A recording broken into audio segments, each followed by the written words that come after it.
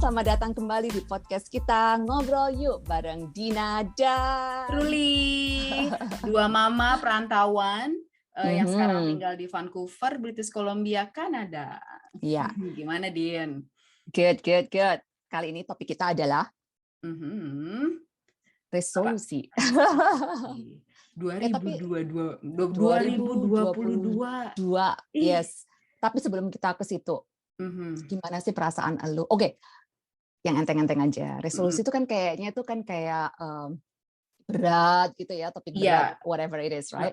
Tapi gue mau nanya, lu tahun baru ngapain? Tahun baru gue ngumpul sama teman-teman. Tapi ya ini sih kita tuh bener-bener yang low profile banget lah, nggak dibilang pesta enggak, karena kita pas lagi menunggu detik-detik pergantian tahun, kita malah nonton Netflix bareng-bareng.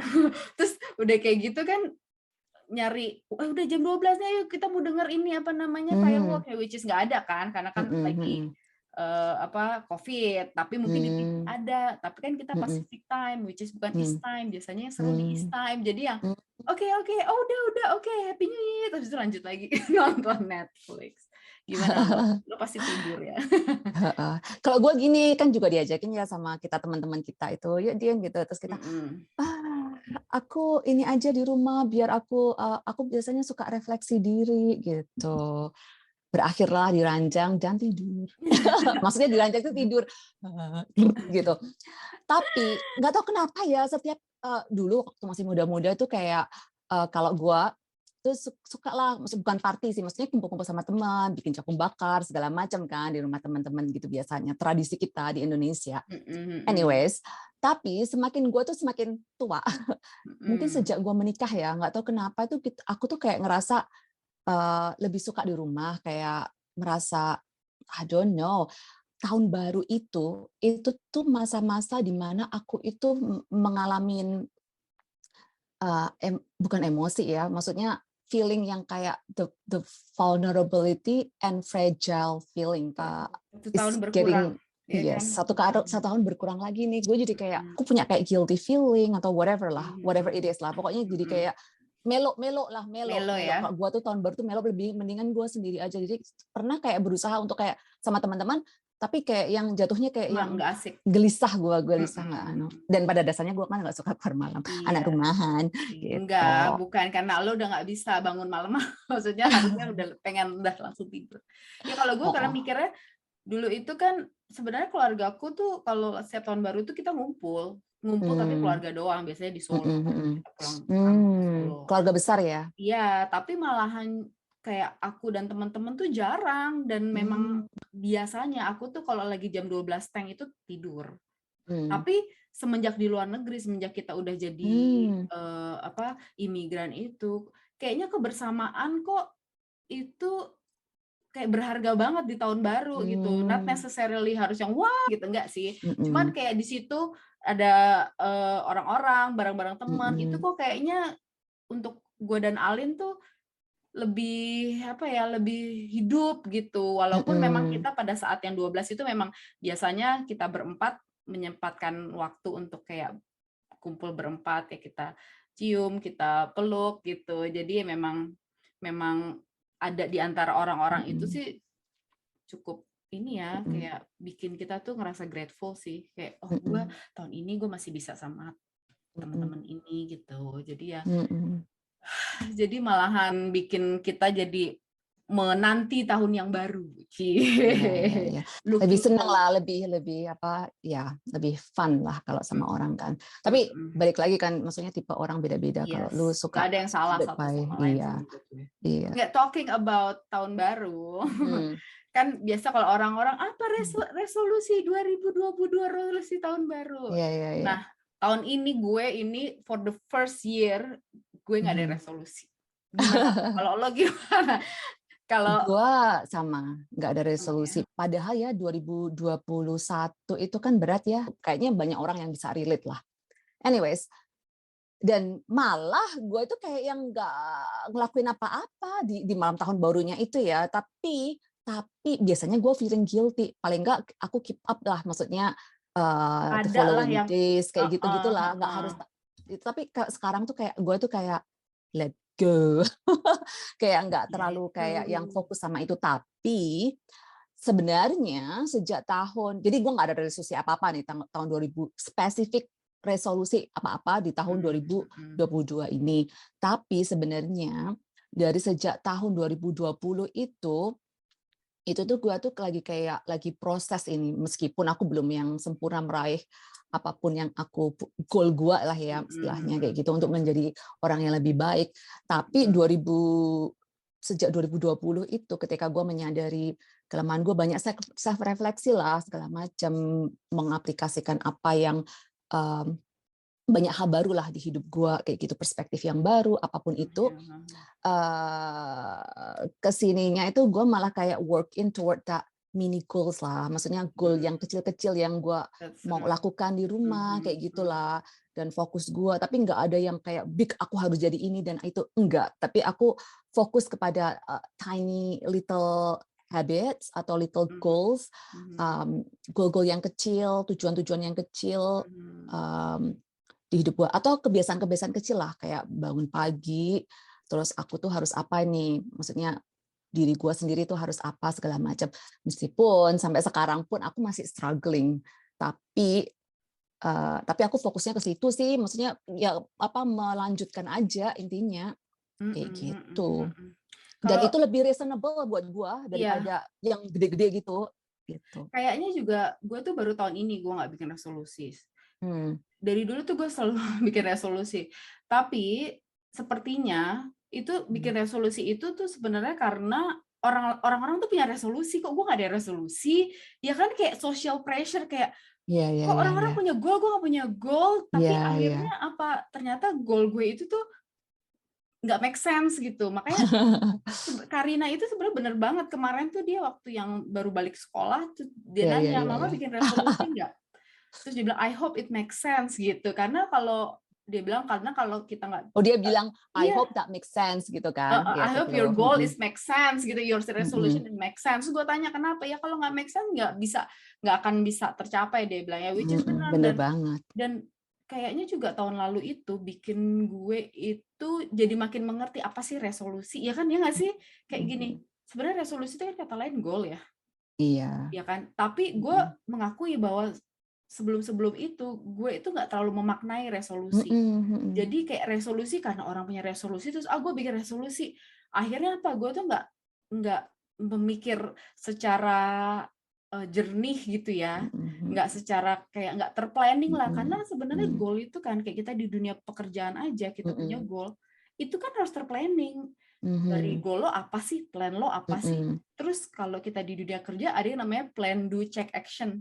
Gue dulu setiap Jumat ada yang namanya PDCA itu.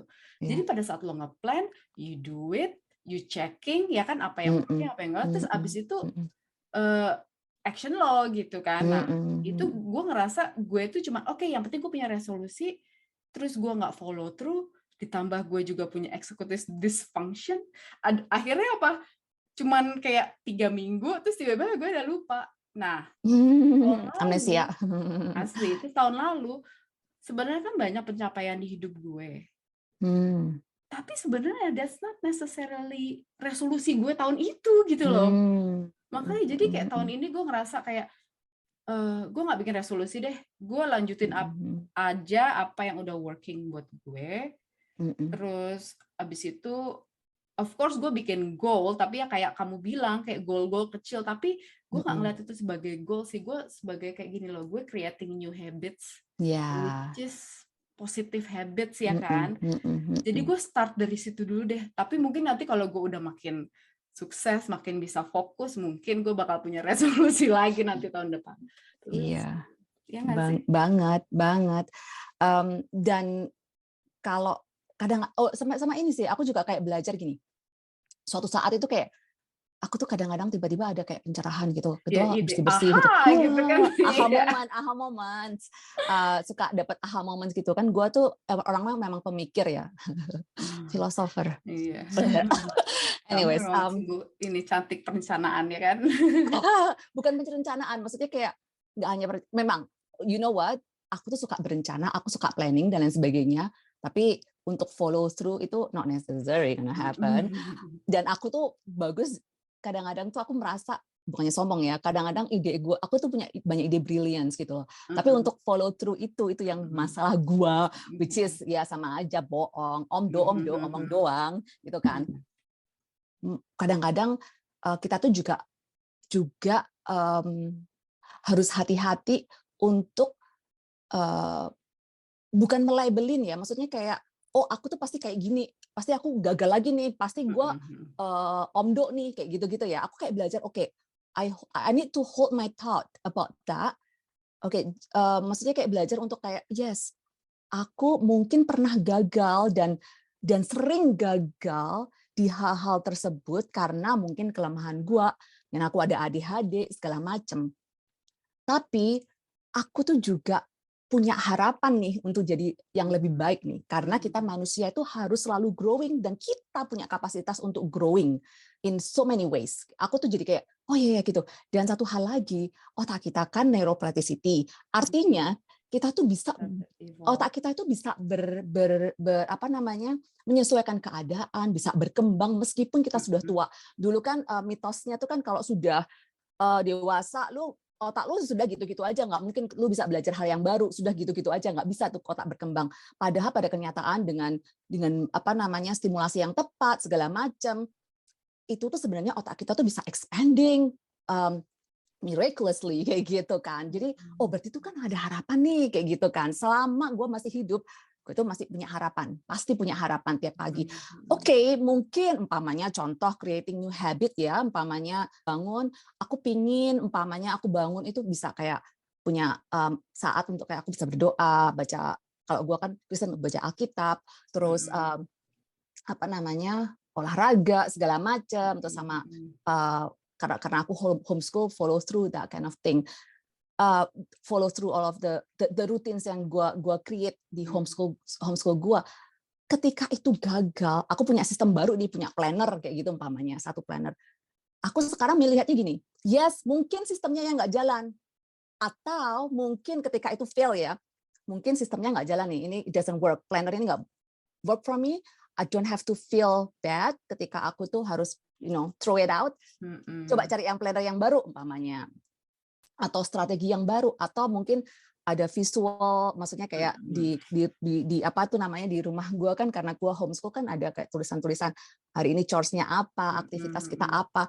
Mungkin ada namanya yang visual blindness, jadi kayak at some point kita tuh sudah kayak merasa itu tuh saking lamanya di situ jadi nggak penting lagi. Jadi bagian dari dekorasi rumah, bukan sesuatu yang ini. Jadi oke, diganti aja gitu. Jadi aku belajar untuk kayak not give up. I don't want to give up on myself. Ya ini juga aku suka pernah bilang ke Uwi juga sama teman kita, don't give up. Like, kalau it doesn't work, let's try something else. Dan aku percaya kita tuh progressing terus kayak gitu. Apakah yang aku lakukan di Januari berapa gitu ketika aku start homeschool itu sampai sekarang detik ini berapa minggu setelah itu berhasil sepenuhnya? Enggak. Tapi bukan berarti itu aku fail. Aku nggak belajar untuk nggak define myself dengan my failure, tapi apa yang working for me kayak gitu. Tapi sebenarnya juga kalau misalnya kita lihat dari failure gitu, kita ngerasa kita ada failure selalu. Tapi kalau dipikir-pikir sebenarnya kita tuh banyak accomplishment juga in a small stuff. Jadi kayaknya I think pada saat kita memulai dari baby steps itu sebenarnya malahan, kalau menurutku malahan berjalan, karena kamu bisa menghargai setiap every win yang kamu punya. Tapi pada saat fail kamu nggak necessarily jadi broke down, karena sebenarnya kamu bisa menghargai apa yang kamu yang kecil-kecil itu, ya kan? Nah, kalau aku ngerasa memang benar sih yang namanya yang plan, do, check, action itu memang benar. Jadi bahwa goal kamu, goal aku apa, kan goal aku kan follow through apa yang udah working for me from last year. Itu sebenarnya goal juga, walaupun istilahnya bukan resolusi baru, tapi kan itu goal juga kan, cuman ini aja carry over lah namanya.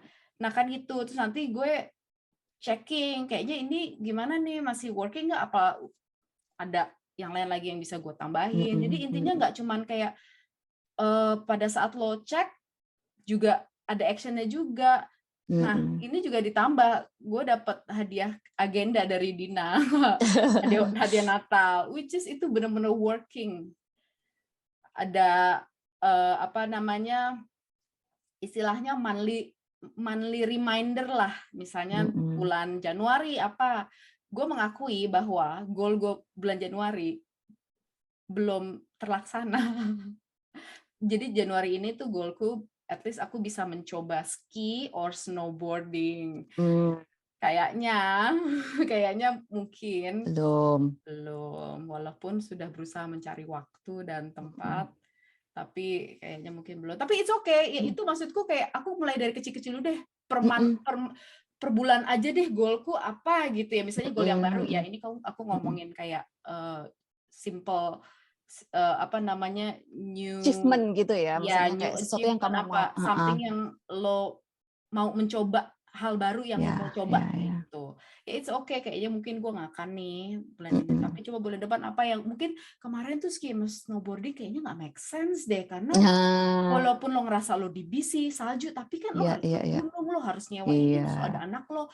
Oke, berarti gue bulan Februari gue akan nyari new achievement yang mungkin new thing gitu, yang mungkin agak lebih make sense gitu, apa gitu ya kan, kayaknya jadi. Tapi sebenarnya memang kayak kita nih yang ADHD nih, gue sama Dina, kayaknya tuh dengan checklist dan agenda itu ini ya bener-bener kayak itu berfungsi sekali. Itu tuh kasih dopamine.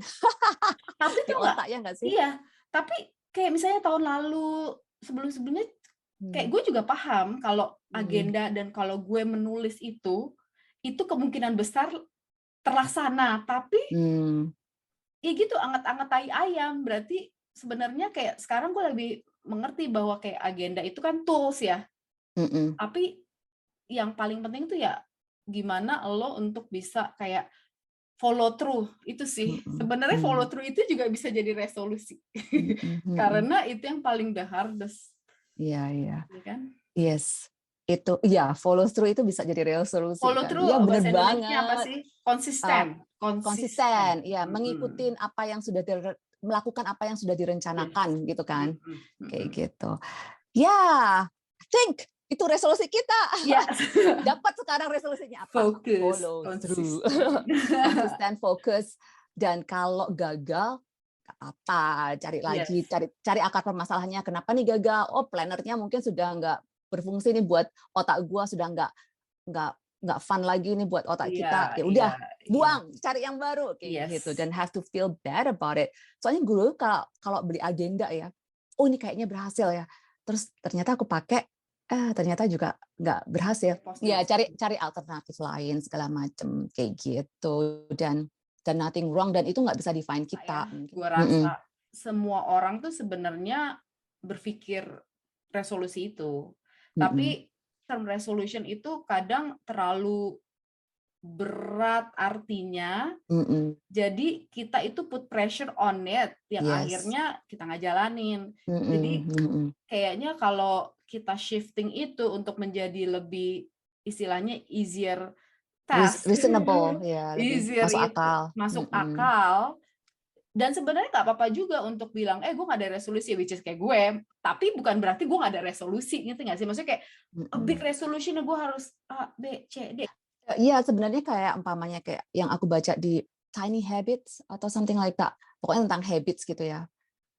Itu kan memang itu untuk breakdown, terus bikin kayak scaffolding, kayak steps-nya untuk menuju ke situ itu gimana, itu memang amat sangat penting. Ya kayak kamu bilang, kadang-kadang itu terlalu abstrak, terlalu luas buat kita. Kayak umpamanya contohnya mau kurus gitu.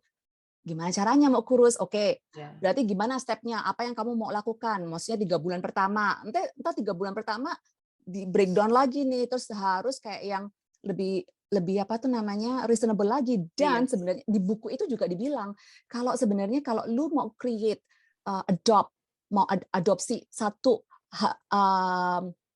habit atau satu habit itu bahasa Indonesianya apa? Kebiasaan yang bagus, yang baru di hidup kita, itu tuh startnya tuh harus reasonable juga, dan itu harus exciting kita dan accessible. accessible banget, kayak umpamanya kayak kita tuh kayak sosial media itu kan accessible banget ya, kayak tuh gitu gampang, titik-titik gitu. Memang didesain seperti itu teknologi supaya kita itu otak kita tuh selalu drawn into it, kayak selalu tertarik dengan itu, dan kita secara otomatis tuh kayak mau melakukan itu. Nah, sekarang kita juga gimana caranya melakukan itu ke habit kita. Umpamanya contohnya itu kalau dia bilang mau exercise gitu ya, oke, gimana tuh supaya itu accessible buat kita secara cepat. Jadi malamnya sudah kayak, atau sebelumnya itu kita harus kayak nyiapin YouTube playlist umpamanya. Jadi kayak itu langsung kayak lu buka langsung itu YouTube-nya sudah ada di situ, bukan yang cari. Kalau dulu cari scroll yang mana ya yang gue mau, itu lama sejam sendiri untuk nyari-nyari gitu. Capek jadi gitu sebenarnya kan. Itu preparation itu penting kan, kayak pada saat lo ngomong oke resolusi gue A, berarti lo harus it comes with preparation lo apa gitu. Dan yang kedua itu juga gini, dia bilang itu startnya dengan 5 menit aja. Umpamanya lu mau ke gym tuh, start 5 menit aja lu nongol di situ, nggak usah ngapa-ngapain, ke situ aja. Jadi mamanya seminggu 3 kali lu ke gym 5 menit aja, 10 menit nanti. Terus nanti lu jadi kepikiran kayak gini, while I'm here, sudah sekalian aja lah gue kayak kita tuh untuk start itu loh yang susah. Tapi ketika kita di otak kita 5 menit ke gym umpamanya, itu untuk di otak kita kan, oh itu gampang sih cuma 5 menit doang, atau olahraga 10 menit aja gitu kan. Di otak kita setupnya 10 menit olahraga. Itu kan reasonable ya, daripada 30 menit kayak gitu. Anyways, tapi, itu. seperti kata orang bilang kan, baby step is still a step. Yes. Jadi mau step kecil, step gede, melangkah ya tetap melangkah. Iya kan? Dan itu juga kita mau lakukan di podcast kita belajar untuk konsisten. Tapi kita belajar. This will be back. Ngomong-ngomong masalah distraction itu juga salah satu hal lain yang aku mau eliminate di hidup gue itu ya distraction itu. Jadi gue kayak notifikasi segala macam gue matiin, terus Facebook, Instagram itu gue uninstall dari ini gue. Jadi itu strategi, right? Like strategi yang work for me, yes. Jadi itu kayak kebalikannya untuk melakukan kebiasaan yang baik. Jadi kayak membuat kebiasaan yang baik itu harusnya itu bisa kita akses secara cepat dan gampang.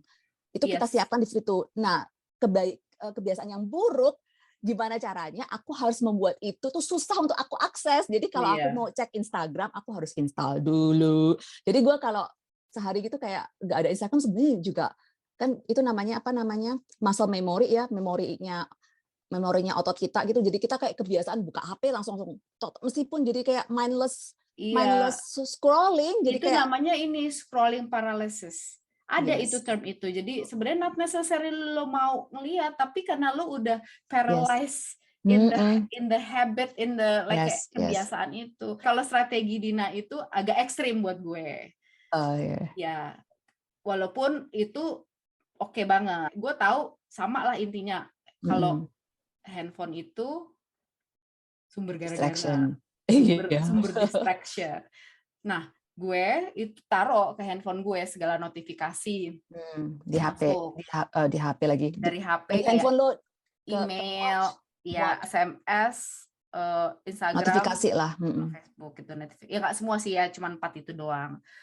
Cuman itu ngebantu gue karena pada saat gue cuman bisa lihat di sini, gue jadi tahu kayak oke, gue ada hal yang harus gue balas segera, atau mungkin bisa nunggu lah gitu kan. Atau enggak, misalnya pun gue nggak harus balas sekarang, ya I think it's okay gitu. Nah, karena kayak begitu, jadinya gue tuh nggak ke-distract dengan, kadang tuh gini, kalau gue ngecek notifikasi kan, oke notifikasi, tapi abis itu gue harus cek Instagram gitu kan. Nah kalau notifikasinya di sini kan gue nggak bisa ngapa-ngapa sama handphone gue, amat jam gue. Akhirnya apa? Gue ngerasa sekarang malahan gue suka lupa di mana gue ninggalin. Taruhan file. Karena kan semuanya di sini. Bagian bener-bener kayak si Alin nelfon, mana HP gue? Mana HP gue? Karena biasanya aku silent ya, tapi gitu. Jadi gue rasa ya mencari strategi yang baik juga itu berpengaruh sama kesuksesan atau tidak suksesan. Karena kayak misalnya lo bilang kita ke gym 5 menit, buat gue tuh benci olahraga. Jadi untuk ke gym 5 menit aja bagi gue itu a torture. Gue disiksa. gue lebih baik gue nonton YouTube, gak usah yang aerobik apa-apa, nggak usah. Tapi kayak misalnya gue bilang sama lo kan, gue suka lihat video klip dancing ayo nari-nari Bang gitu. Jago ya, yang itulah. Itu kan cuma 5 menit gitu ya, tapi kan itu lebih bikin gue tertarik daripada gue.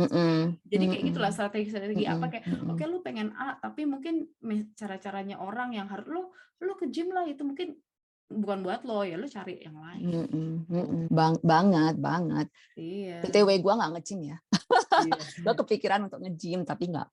Kayaknya sekarang zamannya COVID segala macam, kayaknya belum dulu deh. Iya, dulu sebelum COVID juga kan gue langganan gym juga nggak ke gym. 15 nge-gym itu udah serasa berjam-jam. Iya. Anyways, apapun itu intinya adalah kita do what works for us, dan enggak itu tuh kan maksudnya kita tuh very special ya, sangat spesial pakai telur. Setiap orang tuh didesainnya spesial, otaknya fungsinya berbeda. Yang berfungsi buat Uwi belum tentu berfungsi buat gua, meskipun kita sama-sama punya adik-adik segala macam. Yang berfungsi buat lain, dan kadang-kadang kita nggak harus feel guilty juga, merasa bersalah ketika kita nggak punya resolusi atau nggak melakukan apa yang orang lain lakukan, pamannya hidup sehat, nge-gym segala macam. Ya kalau kita belum ada di situ ya nggak apa-apa juga, kalau kita nggak di situ juga nggak apa-apa juga, intinya itu. Tapi dengan diskusi kita sekarang ini sebenarnya kita punya resolusi dong, 2. 1 adalah follow through atau konsisten. Consistency is the key. Konsistensi. 2 adalah fokus. Tapi ya I'm glad kita udah kayak satu level lebih mature dalam hal itu. So, gue sekarang nggak ngeliat orang dengan nggak punya resolusi, tandanya dia nggak punya tujuan hidup. Bagi gue, daripada gue lihat orang berresolusi tapi no follow through, lebih baik orang tahu mereka punya challenge sama punya battle-nya masing-masing, but they work through it kan. Ya, dan always remember we are always growing, dan kita punya kapasitas itu untuk menjadi maksimal apapun itu.